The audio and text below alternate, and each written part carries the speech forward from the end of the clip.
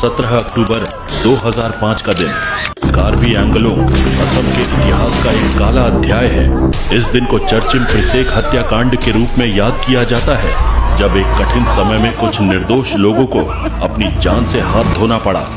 आज हम इस हादसे पर नजर डालते हैं, इसके प्रभावों पर बात करते हैं और देखते हैं कि किस तरह यह समाज हर साल इस दिन को एक शांति और एकता के संदेश के रूप में मनाता है।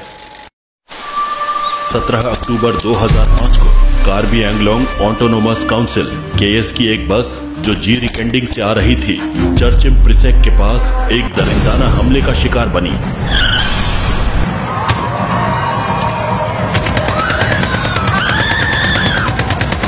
इस हमले को उग्रवादियों ने अंजाम दिया।